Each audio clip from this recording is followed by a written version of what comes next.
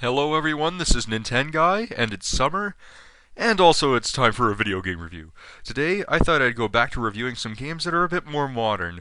However, the game that we'll be taking a look at today is a game that's about 5 years old. This game I'm talking about is Alone in the Dark.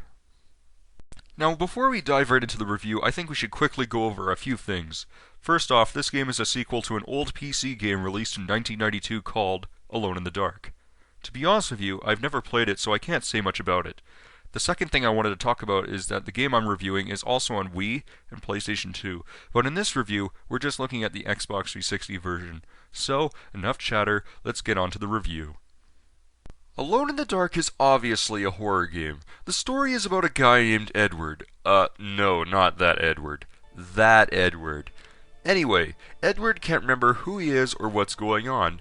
The only thing that he knows is that there are monsters everywhere and everybody is after this stone necklace thing. So Edward has to try and remember everything that is going on throughout this story.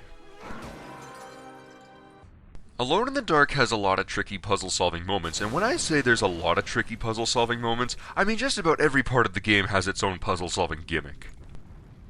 Some of the puzzles that this game throws at you can be quite realistic. Take this puzzle for example. There's a locked door and you would think that you would just need to find a key, right? Nope. All you have to do is pull out your gun and shoot the doorknob so you can open up the door. But if the puzzles themselves are too hard for you, there is an option where you can skip parts of the level, and yes, you can do this anytime you want. However, if you use this feature, you won't be able to earn the achievements.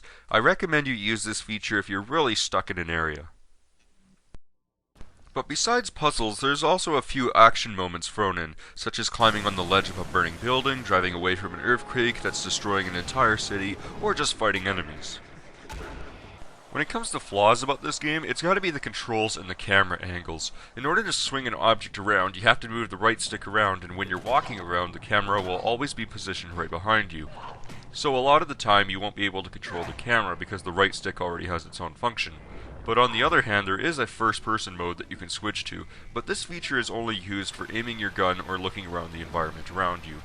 So you're more likely in the third-person view, simply because you can do more actions in this mode.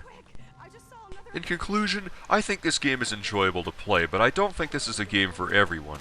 If you want to play a game where you run around and shoot stuff, this might not be the game for you. But if you like solving puzzles, give this game a try. With that being said, this is Nintenguy, and be sure to tune into my next game review, which is Kirby's Dream Land for the original Game Boy. So, anyway, take care, and here's the rating.